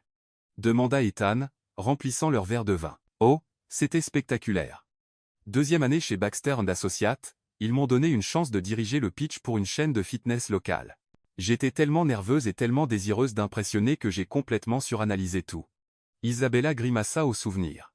J'ai créé cette campagne élaborée sur trouver son guerrier intérieur qui était censé être audacieuse et motivante. Au lieu de cela, elle est passée pour prétentieuse et complètement déconnectée de ce que leurs clients réels voulaient, dire un endroit propre et abordable pour s'entraîner sans se sentir jugé. Ils ne voulaient pas être des guerriers, ils voulaient se sentir bien dans leur peau. Isabella secoua la tête. Le client a jeté un coup d'œil à ma présentation et a dit « À qui essayez-vous de parler avec cette campagne ?» Parce que ce ne sont pas nos clients. Aïe! La pire partie était que mon superviseur, Greg, a dû intervenir et refaire tout le pitch en une nuit. J'étais mortifié. Je pensais que j'allais être viré, mais non. Greg m'a fait asseoir le lendemain et m'a dit « La différence entre un bon créatif et un grand créatif, c'est que les grands créatifs échouent spectaculairement et en tirent des leçons. Tu as eu ton échec spectaculaire. Maintenant, montre-moi ce que tu as appris. Ethan Sorrett. Patron Intelligent. Le meilleur. Il m'a appris que notre travail n'est pas d'impressionner d'autres publicitaires. C'est de se connecter avec de vrais humains. Chaque campagne sur laquelle j'ai travaillé depuis, je me demande, est-ce que cela parlerait à ma mère? Est-ce que Nate Wilson comprendrait ce que nous essayons de dire? Est-ce ce à quoi tu pensais avec la campagne des hôtels Carlton? En fait, je pensais à la mère de ma colocataire d'université, Madame Lin. Elle voyageait constamment pour le travail mais se plaignait toujours que les hôtels d'affaires lui donnaient l'impression de séjourner dans une boîte stérile. Elle voulait sentir qu'elle vivait l'endroit qu'elle visitait, pas seulement y dormir. Isabella marqua une pause. Je sais que ça semble idiot, mais j'essaie de créer des campagnes pour des personnes spécifiques que je connais, même si elles ne sont pas le public cible. Ça me garde ancré. Ce n'est pas idiot du tout. C'est brillant. L'expression des temps était pensive. Je fais quelque chose de similaire, mais je ne l'ai jamais formulé comme ça. Je pense à ma sœur Lorraine. Elle est infirmière, très pratique, très terre. Si une campagne n'a pas de sens pour Lorraine, je sais que je complique trop. Comment est Lorraine? Têtue, hilarante, complètement indifférente à tout ce que je fais. Elle m'appelle encore par mon surnom d'enfance, et m'envoie des colis remplis de chaudrées de palourdes à la mode de Boston parce qu'elle est convaincue que la nourriture new-yorkaise est trop sophistiquée pour les humains normaux. La voix d'Ethan était chaude d'affection. C'est aussi l'une des personnes les plus intelligentes que je connaisse. Elle peut diagnostiquer le problème d'un patient en 5 minutes et expliquer des procédures médicales complexes en termes que n'importe qui peut comprendre. J'ai appris plus sur la communication en la regardant avec les patients qu'en 4 ans d'école de commerce. Elle semble incroyable. Elle l'est. Tu l'aimerais. Elle t'interrogerait probablement sans pitié sur tes intentions avec son petit frère, mais tu l'aimerais. La référence décontractée à Isabella rencontrant sa famille fit battre son cœur. Cela impliquait un avenir, un niveau de sérieux qui la triait et la terrifiait à la fois. Petit frère? Demanda-t-elle, détournant l'attention de la plus grande implication. De 18 mois, mais elle agit comme si c'était 18 ans. Elle essaie encore de me donner des conseils sur les rencontres et me demande si je mange assez de légumes. Quel genre de conseils sur les rencontres? Le sourire d'Ethan devint timide. Habituellement des variations de arrête de sortir avec des femmes qui n'apprécient pas à quel point tu es merveilleux. The Intelligente. Elle pensait que Nicole était. Ethan marqua une pause, semblant choisir ses mots soigneusement. Disons simplement que Lorraine ne s'est jamais réchauffée à son égard. Qu'est-ce que Lorraine pensait qu'il y avait de mal avec Nicole? Qu'elle essayait de me changer au lieu d'accepter qui je suis. Laurent disait que Nicole traitait ma personnalité comme un projet de rénovation. Elle aimait le potentiel mais ne supportait pas la réalité. Isabella réfléchit à cela. Quelle était la réalité que Nicole ne supportait pas? Que je m'enthousiasme pour le travail. Que je reste tard quand je suis passionné par un projet, pas parce que je dois, mais parce que je veux. Que je préférais passer un vendredi soir à brainstormer des idées de campagne qu'à un autre dîner où tout le monde se plaint de son travail. Ethan rencontra les yeux d'Isabella.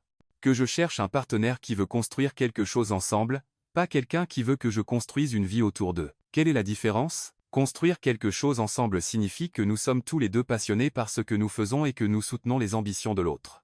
Nous célébrons les succès de l'autre et collaborons pour améliorer nos vies.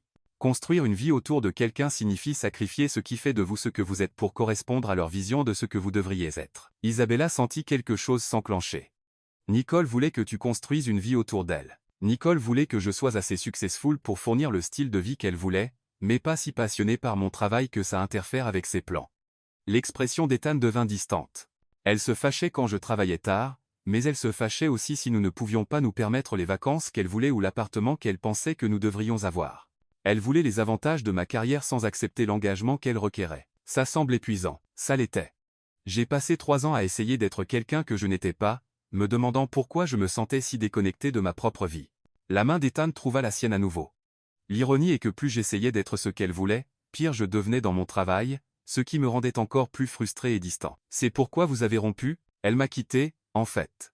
Elle a dit que j'étais émotionnellement indisponible et qu'elle ne pouvait pas rivaliser avec mon travail pour mon attention. Le sourire d'Ethan était ironique. Elle n'avait pas tort sur la partie émotionnellement indisponible. J'étais si occupé à essayer d'être quelqu'un d'autre que j'avais perdu de vue qui j'étais vraiment. Est-ce qu'était manque? L'idée d'elle me manque. L'impression de construire quelque chose, d'avoir un plan pour ma vie, me manque. Mais pas la sensation constante d'échouer à être la personne dont elle avait besoin.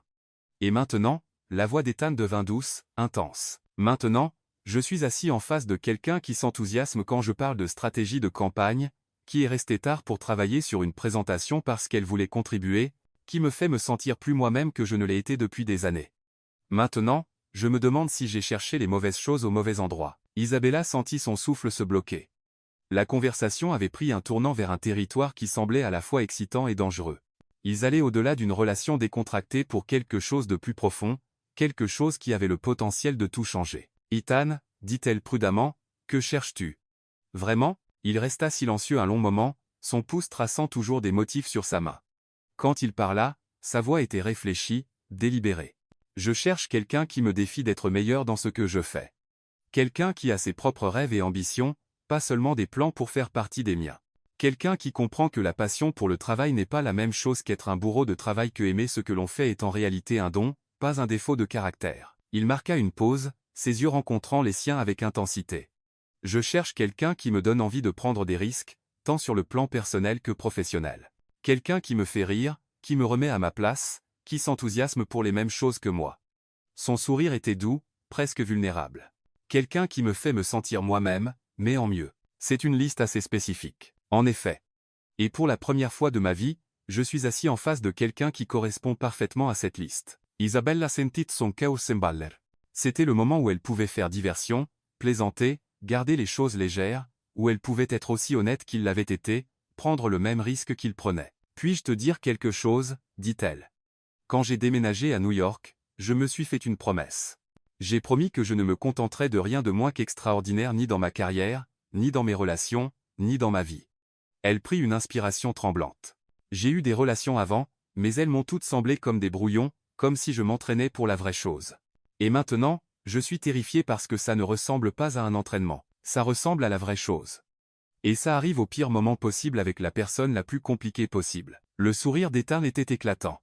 « La personne la plus compliquée possible, tu es mon patron, Ethan. Tu es brillant, ambitieux, tu as des problèmes d'engagement et un historique de relations qui ne fonctionnent pas. Sur le papier, tu es exactement le genre de risque que je devrais éviter. Mais quand je suis avec toi, je me sens comme la meilleure version de moi-même. Quand nous travaillons ensemble, je suis plus créative, plus confiante, plus prête à prendre des risques. Quand tu me regardes comme tu me regardes maintenant, j'ai l'impression que je pourrais conquérir le monde.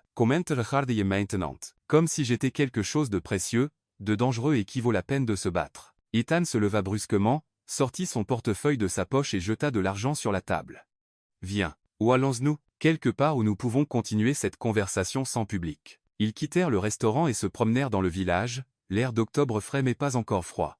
Isabella ne savait pas où ils se dirigeaient jusqu'à ce qu'Ethan s'arrête devant un petit parc niché entre deux immeubles, avec quelques bancs et une fontaine illuminée contre l'obscurité. « C'est mieux, » dit Ethan, s'installant sur un banc et attirant Isabella à côté de lui. « Pas de serveur, pas d'autres clients, juste nous. » « Juste nous » acquiesça Isabella, soudain très consciente de leur proximité, de la manière dont son bras était posé sur le dossier du banc derrière elle. « J'ai besoin de te dire quelque chose, » dit Ethan, sa voix sérieuse. « Ce qui se passe entre nous, ce n'est pas décontracté pour moi.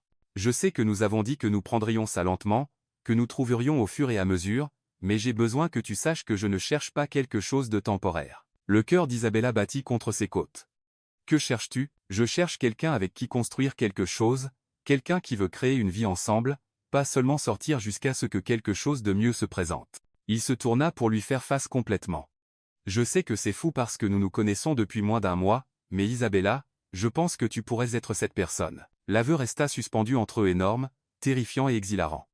Isabella sentit qu'elle se tenait au bord d'une falaise, et Ethan lui demandait de sauter avec lui. « C'est fou, » murmura-t-elle. « Complètement fou. Nous pourrions faire une énorme erreur. Nous pourrions. Ou nous pourrions prendre la meilleure décision de nos vies. » La main d'Ethan monta pour encadrer son visage, son pouce caressant sa joue. « Qu'en penses-tu ? Es-tu prête à être folle avec moi ?» Isabella regarda dans ses yeux, voyant l'espoir et la vulnérabilité qui s'y trouvaient, sentant le poids du moment. C'était sa chance de jouer la sécurité, de garder les choses décontractées, de se protéger de la possibilité d'être blessée. Au lieu de cela, elle se pencha dans son contact et dit « Je suis prête à être folle avec toi. » Le baiser d'Ethan était doux, désespéré et plein de promesses. Quand ils se séparèrent, tous deux respirant fort, Isabella sentit que le monde s'était transformé de manière permanente. « Alors, que se passe-t-il maintenant ?» demanda-t-elle. « Maintenant, nous trouvons comment faire fonctionner ça, la situation au travail, les politiques de bureau, tout ça. » Ethan posa son front contre le sien. « Parce que je ne renonce pas à ça, Isabella. Quelles que soient les complications, quels que soient les défis, je ne renonce pas à nous. Même si ça devient compliqué, surtout si ça devient compliqué. » Le meilleur travail créatif vient de l'acceptation du désordre, souviens-toi. Isabella rit, se sentant euphorique, terrifiée et totalement heureuse. Ça va définitivement être compliqué. Bien. J'aime le désordre. Alors qu'ils retournaient à travers le village ensemble, main dans la main pour la première fois, Isabella sentit qu'elle entrait dans une version complètement nouvelle de sa vie. C'était risqué, compliqué et potentiellement désastreux. Mais c'était aussi la chose la plus excitante qui lui soit jamais arrivée.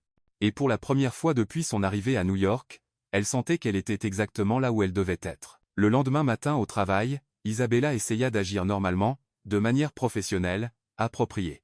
Elle dit bonjour à Ethan dans le couloir avec le même ton qu'elle utilisait avec tout le monde, contribua à la réunion du matin sans fixer sa bouche, et parvint à examiner les documents de campagne sans se laisser distraire par les souvenirs de ses mains dans ses cheveux. Elle s'en sortait plutôt bien jusqu'à ce qu'Emma apparaisse à son bureau vers 11 h avec 2 tasses de café et une expression complice. « Eh bien, dit Emma, s'installant dans la chaise en face du bureau d'Isabella. « Regarde qui brille à nouveau. »« Je ne brille pas, chérie, tu es pratiquement luminescente. » Quoi qu'il se soit passé ce week-end, c'était bien. Avant qu'Isabella ne puisse répondre, Ethan apparut dans l'embrasure de sa porte, l'air terriblement professionnel dans un costume gris anthracite et une cravate bleue qui faisait ressortir ses yeux. « Thor, puis-je vous voir dans mon bureau? Je veux passer en revue la stratégie de lancement de Dawncaf. »« Bien sûr, Monsieur Carter, » répondit Isabella, fière de la normalité de sa voix.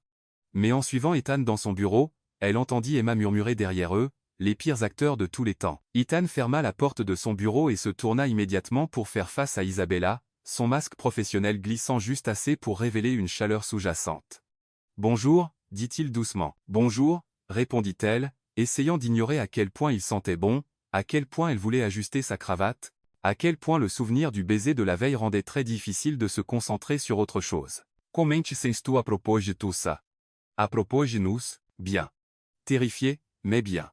Isabella s'approcha de son bureau, maintenant une certaine distance professionnelle mais se permettant de vraiment le regarder. « Et toi, comment te sens-tu? » Comme si je voulais t'embrasser follement, mais ça violerait probablement plusieurs politiques de ressources humaines. Le souffle d'Isabella se bloqua. Probablement. Définitivement. Les yeux d'Ethan tombèrent sur sa bouche. Ça va être plus difficile que je ne le pensais. Quoi? Garder mes mains pour moi quand tu me regardes comme ça. Comment te regarder? Comme si tu voulais que je t'embrasse follement, aussi. Ils se fixèrent à travers son bureau, la tension assez épaisse pour être coupée au couteau. Isabella était très consciente des parois vitrées, du fait que n'importe qui pouvait les voir, de l'inconvenance de tout cela. Elle était aussi consciente qu'elle s'en fichait. « Ethan, dit-elle doucement. Ouais. Ce soir, après le travail, pouvons-nous ?» Un coup à la porte d'Ethan l'interrompit, et ils s'écartèrent avec culpabilité alors que Liam Wong, l'un des associés principaux, passa la tête. « Ethan, désolé d'interrompre. Le groupe Grayson vient d'appeler. Ils veulent avancer leur présentation de campagne à jeudi. Penses-tu que nous pouvons être prêts? » Absolument, dit Ethan, son masque professionnel glissant de nouveau en place sans effort. « Isabella, pouvez-vous coordonner avec l'équipe de design pour prioriser les documents Grayson? » Déjà sur le coup, dit Isabella, notant dans son agenda. « Je vous aurai les révisions de l'échéancier d'ici midi. » Parfait. Merci à vous deux. Après le départ de Liam, Ethan et Isabella se regardèrent et sourirent. « Pas mal. » dit Ethan. « Nous avons presque semblé professionnels. Presque. Nous ferons mieux. Nous ferions mieux, parce que je ne renonce pas à toi. Et je ne renonce pas à cette carrière que nous construisons tous les deux. »« Bien, » dit Isabella, se dirigeant vers la porte. « Parce que moi non plus, je ne renonce pas. » En quittant le bureau d'Ethan, Isabella ressentit une vague de confiance qui n'avait rien à voir avec le travail et tout à voir avec la certitude qu'elle était exactement là où elle devait être. Ce serait compliqué, de naviguer dans leur relation tout en construisant leur carrière. Mais ils trouveraient ensemble. Après tout, le meilleur travail créatif venait de l'acceptation de la complexité, pas de son évitement. Son téléphone vibra avec un texto. « Chez moi ce soir. Je cuisine le dîner, et nous pouvons trouver comment faire fonctionner ça. Ethan. » Isabella sourit, son cœur battant d'anticipation et de nervosité. Ce soir, il franchirait une autre ligne. Ce soir, les choses deviendraient encore plus compliquées. Elle avait hâte. L'appartement d'Ethan n'était rien de ce qu'Isabella avait imaginé. Elle s'était attendue à quelque chose de lisse et minimaliste, tout en lignes épurées et meubles coûteux, le genre d'endroit qui ressemblait plus à une page de magazine qu'à une vraie maison. Au lieu de cela, en franchissant la porte de son appartement en brownstone dans l'Upper West Side, elle se retrouva dans un espace chaleureux, habité, et indéniablement personnel. Le salon était ancré par un canapé en cuir usé qui semblait avoir été rodé par des années de sieste du dimanche après-midi, entouré d'étagères remplies de tout, des publications de l'industrie publicitaire aux romans de poche usés. Les murs étaient couverts d'affiches de campagne encadrées, certaines de Sterling Creative, d'autres qui semblaient dater de ses débuts de carrière. Mais mêlées aux réalisations professionnelles, il y avait des touches personnelles qui serraient la poitrine d'Isabella, des photos de famille, ce qui semblait être un dessin d'enfant étiqueté, oncle Ethan au crayon de couleur, une petite peinture à l'aquarelle qui semblait faite main. C'est magnifique, dit Isabella, posant son sac et se tournant pour prendre toute la mesure de l'espace. C'est tellement, toi. Ethan, qui avait observé sa réaction avec une anticipation nerveuse, se détendit visiblement. Tu t'attendais à autre chose? Je m'attendais à quelque chose qui ressemble à une salle d'exposition. Ça ressemble à une maison. Ma sœur Lorraine serait ravie de t'entendre dire ça. C'est elle qui m'a fait acheter de vrais meubles au lieu de vivre avec une table pliante et un futon. Ethan se dirigea vers la cuisine, ouverte sur le salon et dégageant une odeur incroyable. Elle a dit, et je cite, « Tu as 32 ans, Ethan Michael Carter. Tu peux te permettre un vrai canapé et des plantes qui ne sont pas en plastique. » Ethan Michael Carter? Isabella sourit, le suivant dans la cuisine. Très distingué, très mère catholique qui voulait s'assurer que je sois correctement nommé d'après mon grand-père. Ethan ouvrit le four pour vérifier ce qui dégageait cette odeur merveilleuse. À quel point as-tu faim? Le dîner devrait être prêt dans environ 20 minutes. Affamé. Qu'est-ce que tu prépares? Ça sent incroyablement bon. Rien de sophistiqué, poulet marsala, légumes rôtis, pain à l'ail de la comfort food, en gros. Ethan se redressa, semblant soudain incertain. Je devrais probablement te prévenir que je ne suis pas un grand cuisinier. Lorraine a essayé de m'apprendre quelques bases quand j'ai emménagé ici, mais la plupart de ce que je sais vient de regarder des émissions de cuisine pendant des crises d'insomnie. Isabella s'approcha pour jeter un œil dans le four, où du poulet doré et des légumes parfaitement rôtis mijotaient dans ce qui semblait être une sauce au vin complexe. Ça me semble assez sophistiqué. Mon idée de la cuisine, c'est d'ouvrir une boîte de soupe et d'y ajouter des crackers. Vraiment? Vraiment. Je peux faire du café, des œufs brouillés et des sandwichs au beurre de cacahuètes. Tout le reste vient des menus de plats à emporter. Isabella sentit la chaleur monter à son cou. Je sais que c'est pathétique pour une femme adulte, mais entre l'université, le travail et le déménagement à New York, je n'ai jamais vraiment appris. Ce n'est pas pathétique. Ce sont juste des priorités différentes. Ethan se dirigea vers le réfrigérateur à vin et en sortit une bouteille de vin blanc. En plus, j'aime cuisiner. C'est relaxant après une longue journée à penser aux campagnes et aux stratégies clients. Et quand tu réussis, c'est comme de la magie. Isabella hocha la tête, acceptant le vin et prenant une gorgée, réfléchissant à la question. Honnêtement, je ne pense pas avoir encore trouvé la réponse. Depuis que j'ai déménagé à New York, toute ma vie a été axée sur le travail, construire mon portfolio, réseauter, essayer de faire mes preuves dans une nouvelle ville. Et avant New York, j'étais à l'université, ce qui était aussi entièrement axé sur la préparation au travail. Elle rit, mais cela sonnait un peu creux. Je commence à réaliser que je n'ai être aucun passe-temps qui ne soit pas lié à la carrière. Que faisais-tu pour t'amuser quand tu étais enfant? Je lisais constamment des romans fantastiques, des mystères, tout ce qui me tombait sous la main. Je disparaissais dans les livres pendant des week-ends entiers. Le souvenir fit sourire Isabella. Ma mère devait littéralement me traîner dehors pour prendre l'air. Lises-tu encore? Pas comme avant. Être 1 ou 2 livres par an, généralement en vacances. Isabella ressentit une pointe de perte qu'elle n'avait pas anticipée. Ça me manque, en fait. Ça me manque d'avoir cette évasion, cette capacité à simplement disparaître dans un autre monde pendant des heures. Quoi d'autre? J'écrivais. Rien de sérieux, juste des histoires pour moi. J'avais ces fantasmes élaborés sur le fait de vivre dans différentes villes, d'avoir des aventures, de rencontrer des gens intéressants. Isabella prit une autre gorgée de vin, sentant la chaleur se répandre dans sa poitrine. Je suppose que d'une certaine manière, la publicité est similaire. Nous créons des histoires, juste plus courtes, conçues pour vendre des produits. As-tu écrit quelque chose récemment? Pour toi, je veux dire, non. Je me dis toujours que je recommencerai quand j'aurai le temps, mais il y a toujours une autre campagne, une autre échéance, un autre événement de réseautage. Isabella regarda autour de l'appartement d'Ethan, prenant en compte les touches personnelles, les preuves d'une vie vécue en dehors du travail. Tu sembles avoir mieux trouvé l'équilibre que moi. Je n'en suis pas si sûr. Demande à Nicole. Elle te dirait que j'étais complètement obsédé par le travail. Ethan resta silencieux un moment, semblant y réfléchir. Mais avec toi. Avec toi, je n'ai pas l'impression de devoir choisir. Tu comprends que le travail peut être une passion, pas seulement une obligation. Tu t'enthousiasmes pour les mêmes choses que moi.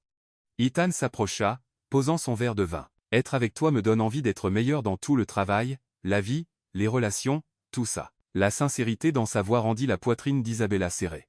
Ethan, Je sais que ça va vite. Je sais que nous prenons des risques, mais, Isabella, je n'ai pas ressenti autant d'espoir pour quoi que ce soit depuis des années. Avant qu'Isabella ne puisse répondre, la minuterie du four sonna, brisant le moment. Ethan se dirigea pour vérifier la nourriture pendant qu'Isabella essayait de digérer ce qu'il venait de dire. De l'espoir. Il ressentait de l'espoir à cause d'elle. Parfait timing, dit Ethan, sortant le poulet du four. J'espère que tu as faim. Le dîner fut extraordinaire, et pas seulement parce que la nourriture était délicieuse. Ils parlèrent de tout, des livres qu'ils avaient aimés, des endroits où ils voulaient voyager, des histoires d'enfance embarrassantes, des rêves qu'ils n'avaient jamais partagés avec personne. Ethan lui parla du roman qu'il essayait d'écrire depuis 3 ans, toujours abandonné quand le travail devenait chargé. Isabella admit qu'elle avait toujours voulu prendre des cours de poterie mais n'avait jamais trouvé le temps. Pourquoi la poterie? Demanda Ethan, remplissant leur verre de vin. Je ne sais pas. Il y a quelque chose d'attirant à créer quelque chose de beau avec ses mains, quelque chose qui n'est pas numérique ou temporaire, quelque chose de réel. Isabella traça le bord de son verre. La plupart de ce que nous faisons en publicité existe dans le monde virtuel. Les campagnes vont et viennent. Les tendances changent. Tout est éphémère. Je pense que j'aimerais créer quelque chose qui dure. C'est beau. C'est idiot. Non, c'est beau. Et ce n'est pas idiot de vouloir créer quelque chose de permanent. Ethan tendit la main à travers la table pour couvrir la sienne. Pourquoi ne t'inscris-tu pas à un cours? Entre les réunions clients, les échéances de campagne et les politiques de bureau, et si tu trouvais du temps, et si avoir quelque chose qui est juste pour toi, sans lien avec le travail, te rendait en fait meilleur dans ton travail? Isabella le regarda avec scepticisme. Comment la poterie pourrait-elle me rendre meilleur en publicité? Parce que la créativité nourrit la créativité. Parce que vivre des expériences en dehors du travail te donne plus à puiser quand tu essaies de connecter avec les gens. Parce que parfois, les meilleures idées viennent quand tu n'essaies pas activement d'en avoir. C'est pourquoi tu cuisines, en partie, mais surtout parce qu'il y a quelque chose de satisfaisant à créer quelque chose de toute pièce, quelque chose qui nourrit les gens qui te sont chers. Le pouce d'Ethan traça sur ses phalanges. Ce soir, j'ai pu cuisiner pour quelqu'un qui m'est très cher. Ça a rendu tout le processus différent. Isabella sentit son cœur tressaillir. Quelqu'un qui t'est très cher, quelqu'un dont je tombe amoureux, dit Ethan doucement. Les mots restèrent suspendus entre eux, énormes, terrifiants et merveilleux. Isabella le fixa, voyant la vulnérabilité dans ses yeux, la manière dont il retenait son souffle, attendant sa réponse. Ethan, murmura-t-il. Trop? Trop vite? Non, pas trop vite. Isabella tourna sa main sous la sienne, de sorte qu'ils étaient paume contre paume. Juste effrayant. Bon effrayant ou mauvais effrayant? Bon effrayant. Définitivement bon effrayant. Le sourire d'Ethan était éclatant. Donc, tu ne fuis pas. Où fuirais-je? Tu sais où je travaille. Ils rirent, la tension se brisant en quelque chose de chaleureux et intime. Après le dîner, ils se déplacèrent sur le canapé avec le reste du vin, et Isabella se retrouva blottie contre le côté d'Ethan comme s'il faisait ça depuis des années au lieu d'heures. Puis-je te demander quelque chose? Dit Isabella, sa tête sur l'épaule d'Ethan. Que se passe-t-il lundi quand nous retournerons au travail et qu'Emma surveillera chacun de nos mouvements et que nous devrons prétendre que rien ne se passe? Ethan resta silencieux un moment, ses doigts traçant des motifs sur son bras. Que veux-tu qu'il se passe? Je veux pouvoir travailler avec toi sans que tout le monde spécule sur nos vies personnelles. Je veux être prise au sérieux pour mes idées et mes contributions, pas être écartée comme la petite amie du patron. Isabella leva la tête pour le regarder. Mais je ne veux pas non plus cacher ça. Je ne veux pas prétendre que je ne tiens pas à toi, moi non plus.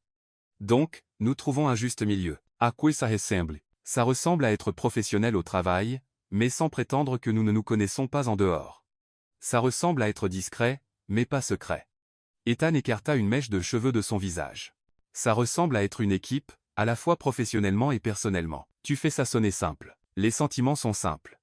Ce sont les logistiques qui sont compliquées. Isabella réfléchit à cela. Et si les gens pensent que je reçois un traitement préférentiel parce que nous sommes ensemble, alors, nous nous assurons que ton travail parle de lui-même, ce qu'il fait déjà, d'ailleurs. Le compte Carton en est la preuve. Et si les autres associés ont un problème avec ça, alors, nous gérerons cela quand et si ça arrive. Isabella, il n'y a pas de politique d'entreprise contre les relations entre collègues. Tant que nous maintenons des limites professionnelles au travail et que nous ne laissons pas notre relation personnelle interférer avec les décisions d'affaires, nous ne brisons aucune règle. Et si ça ne marche pas entre nous? La main d'Ethan s'immobilisa sur son bras. Planifies-tu que ça ne marche pas? Non, mais j'ai peur, Ethan. Ce travail est tout ce pourquoi j'ai travaillé. Si ça va mal, ça n'affectera pas ton travail. Ethan se déplaça pour pouvoir la regarder directement. Tu as raison.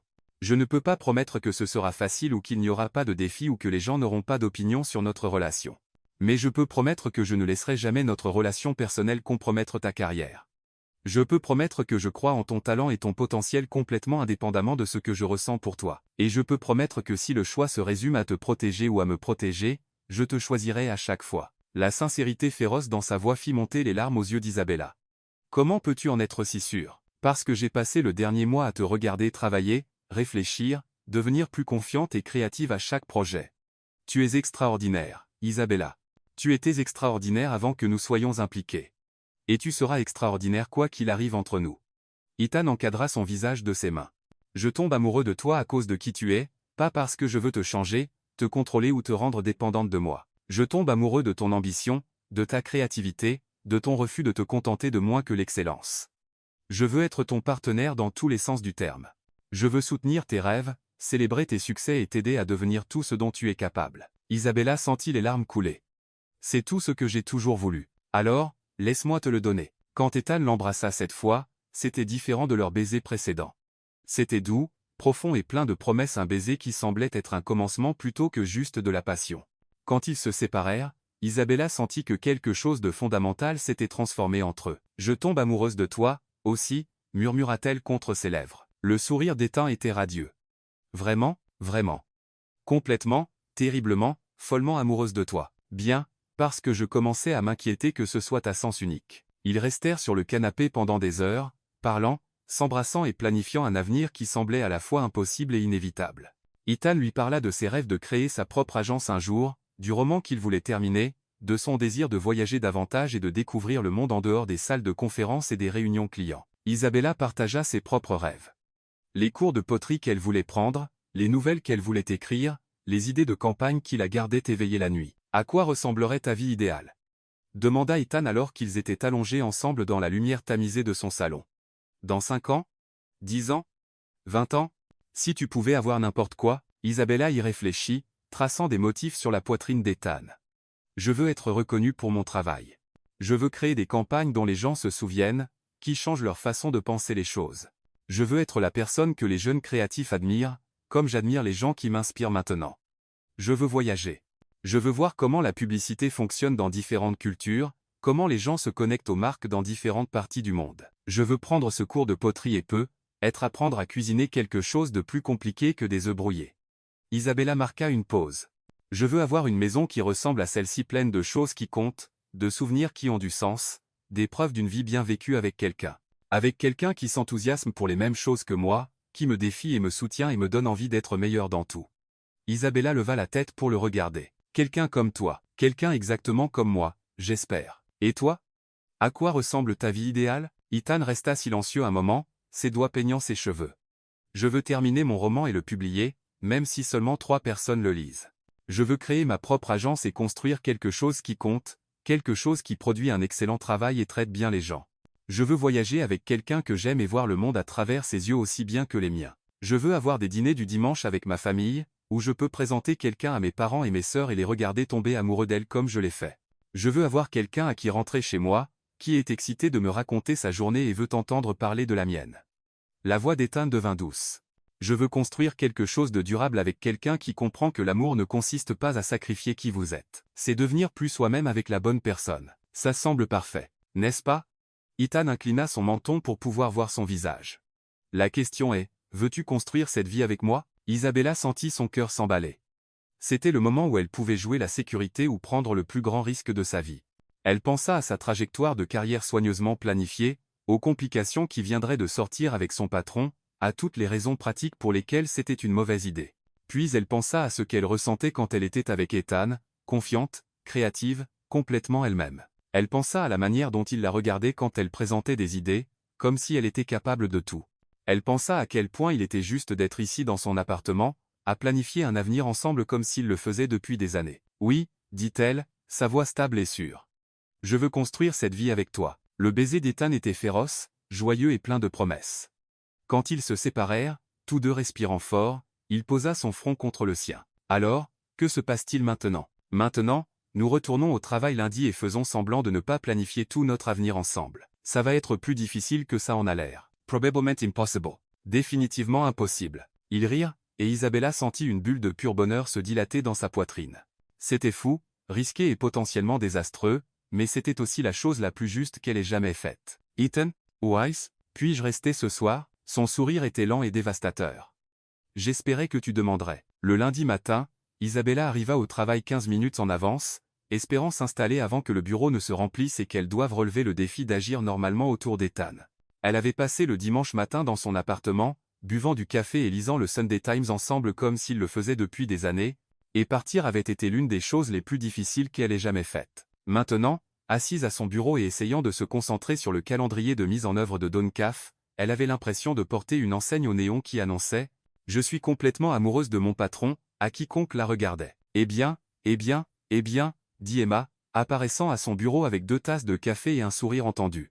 « Regarde qui brille à nouveau. Je ne brille pas. Chérie, tu es pratiquement luminescente. » Quoi qu'il se soit passé ce week-end, c'était bien. Avant qu'Isabella ne puisse répondre, Ethan apparut dans l'embrasure de sa porte, l'air terriblement professionnel dans un costume gris anthracite et paraissant comme s'il n'avait pas passé le week-end à l'embrasser follement. « Thor, puis-je vous voir dans mon bureau?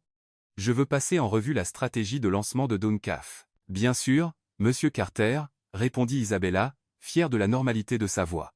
En suivant Ethan dans son bureau, elle entendit Emma murmurer derrière eux, les pires acteurs de tous les temps. Ethan ferma la porte de son bureau et se tourna immédiatement pour faire face à Isabella, son masque professionnel glissant juste assez pour révéler la chaleur en dessous. « Bonjour, dit-il doucement. « Bonjour, répondit-elle, essayant d'ignorer à quel point elle voulait ajuster sa cravate. « Comment te sens-tu à propos de tout ça? »« À propos de nous, bien. » Nerveux à l'idée de maintenir des limites professionnelles, mais bien. Ethan s'approcha, assez près pour qu'elle puisse sentir son eau de Cologne. « Tu m'as manqué hier. Tu m'as fuir Martin. Tu m'as manqué hier après-midi, hier soir et ce matin avant que tu n'arrives. » Isabella sentit ses joues chauffer. « Ethan, nous devons maintenir des limites professionnelles. » Il recula, passant une main dans ses cheveux. « Ça va être plus difficile que je ne le pensais. Le premier jour est probablement le plus dur. Nous trouverons, n'est-ce pas? Collègues professionnels qui se trouvent être en train de construire une vie ensemble. Collègues professionnels qui se trouvent être follement amoureux l'un de l'autre. » Le sourire d'Ethan était éclatant. Ça aussi. Un coup à la porte les interrompit, et Liam Wong passa la tête. « Ethan, désolé d'interrompre. Le groupe Grayson vient d'appeler. Ils veulent avancer leur présentation de campagne à jeudi.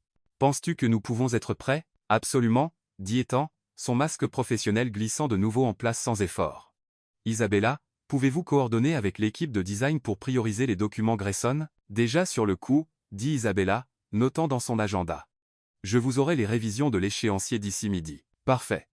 Merci à vous deux. » Après le départ de Liam, Ethan et Isabella se regardèrent et sourirent. « Pas mal, » dit Ethan.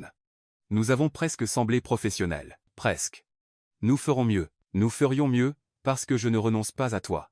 Et je ne renonce pas à cette carrière que nous construisons tous les deux. »« Bien, » dit Isabella, se dirigeant vers la porte. « Parce que moi non plus, je ne renonce pas. » En quittant le bureau d'Ethan, Isabella ressentit une vague de confiance qui n'avait rien à voir avec le travail et tout à voir avec la certitude qu'elle était exactement là où elle devait être.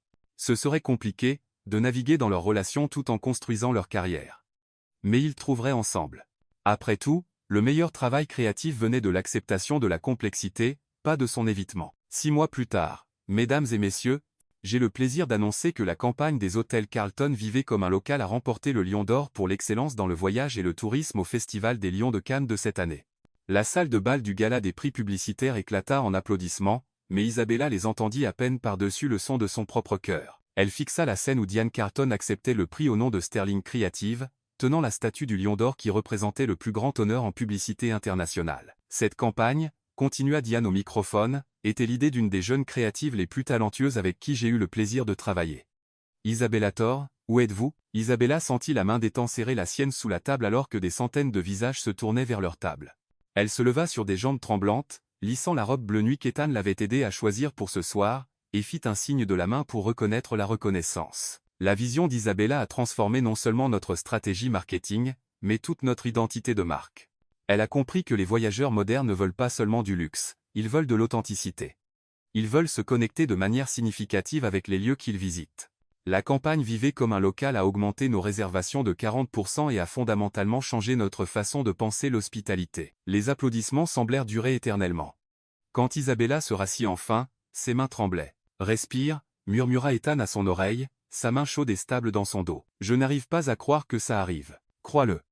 Tu l'as mérité. » De l'autre côté de la table, Emma essuyait des larmes de ses yeux. « Je suis si fière de toi », articula-t-elle. Le reste de la soirée passa dans un tourbillon de félicitations, de conversations de réseautage et de toasts de célébration.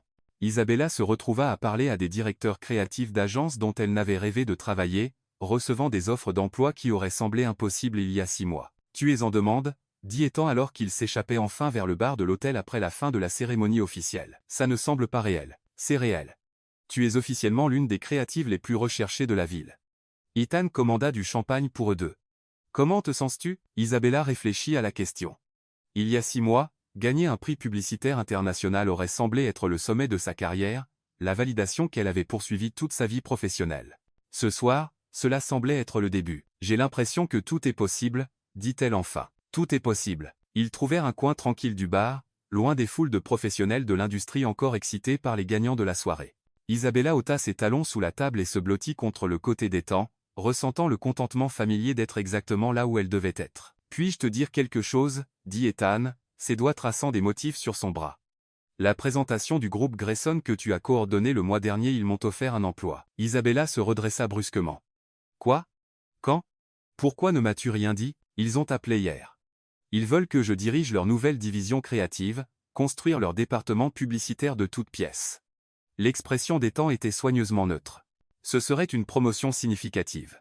Beaucoup plus d'argent et un contrôle créatif total. Isabella sentit son estomac se nouer.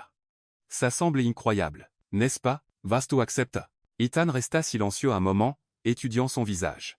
Ça dépend, de si tu serais intéressé à le prendre avec moi. Isabella cligna les yeux. Quoi ? Ils veulent embaucher une équipe, pas juste un individu. Quand je leur ai dit que je voudrais emmener mes meilleurs éléments avec moi, ils ont demandé qui ce serait. Ton nom a été le premier à sortir de ma bouche. Isabella, avant que tu ne dises quoi que ce soit, écoute-moi.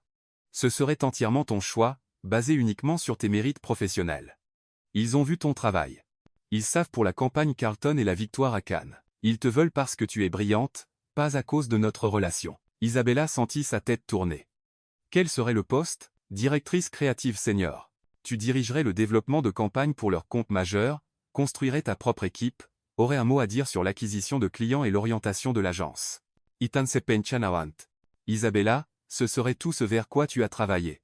Ton propre département créatif, des clients majeurs, le genre de budget et de liberté créative que la plupart des gens mettent des décennies à obtenir. Et nous travaillerions ensemble à nouveau. Nous travaillerions ensemble comme égaux, partenaires dans tous les sens du terme. Isabella le fixa, essayant de digérer ce qu'il lui offrait. Il y a 6 mois, l'idée de quitter Sterling Creative aurait été impensable. Maintenant, on lui offrait la chance de construire quelque chose de toute pièce, d'avoir le genre de contrôle créatif dont elle n'avait jamais rêvé. Et nous ? Notre relation ? Quoi à ce sujet ? Est-ce que ce serait bizarre de travailler ensemble comme partenaires plutôt que patron et employé ? Ethan sourit. Les 6 derniers mois ont-ils été bizarres ? Isabella réfléchit à cela. La transition de patron et employé à partenaire avait été étonnamment fluide.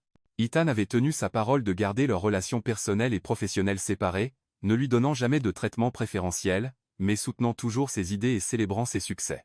Si quoi que ce soit, leur relation les avait rendus tous deux meilleurs dans leurs emplois. Non, dit-elle lentement. Ça a été incroyable. Alors pourquoi cela serait-il différent ? Parce que les enjeux seraient plus élevés. Nous construirions quelque chose ensemble, mettant nos noms et nos réputations en jeu. Isabella. Ethan prit ses mains dans les siennes. Je veux tout construire avec toi, nos carrières, nos vies, notre avenir. Je ne peux pas imaginer faire quoi que ce soit de tout cela sans toi. Isabella sentit les larmes piquer ses yeux. C'est beaucoup de pression. C'est beaucoup d'opportunités. Et si ça ne marche pas, alors, nous trouverons autre chose ensemble. Ethan porta ses mains à ses lèvres, y déposant un doux baiser sur ses phalanges. Mais et si ça marche ? Et si nous construisions quelque chose d'extraordinaire ? Isabella regarda autour du bar, rempli de professionnels de la publicité qui avaient passé toute leur carrière à grimper les échelons corporatifs, à jouer aux politiques de bureau, à travailler vers le genre de reconnaissance qu'elle venait de recevoir. Pour la plupart d'entre eux, le prix de ce soir serait le point culminant de leur carrière. Pour elle, cela semblait être la ligne de départ. D'accord, dit-elle. D'accord, faisons-le. Construisons quelque chose d'extraordinaire ensemble. Le sourire d'Ethan était éclatant. Es-tu sûr ? Je suis terrifié, mais oui, je suis sûr. Ethan l'embrassa alors, là au milieu du bar de l'hôtel, devant la moitié de l'industrie publicitaire. Quand ils se séparèrent, Isabella sentit que son monde entier s'était à nouveau transformé. Alors, Que se passe-t-il maintenant? Demanda-t-elle. Maintenant, nous rentrons à la maison et commençons à planifier notre empire. Notre empire, Thor et Carter Creative. Carter et Thor Creative sonnent mieux. Nous tirerons à pile ou face. Isabella rit, se sentant euphorique de possibilités, de champagne et de la certitude complète qu'elle était sur le point de se lancer dans l'aventure de sa vie. Ethan, oh Weiss, je t'aime. Je t'aime aussi. En quittant l'hôtel ensemble, Isabella aperçut leur reflet dans les vitrines du hall, une femme dans une robe bleu nuit portant une statue de lion d'or, un homme dans un smoking parfaitement taillé, tous deux riant comme s'ils venaient de gagner à la loterie, ce qui, d'une certaine manière, était le cas. Ils s'étaient gagnés l'un l'autre, la chance de construire quelque chose d'extraordinaire ensemble, et la promesse d'un avenir absolument, complètement, parfaitement imprévisible. Et Isabella avait hâte de voir ce qui se passerait ensuite. Finn,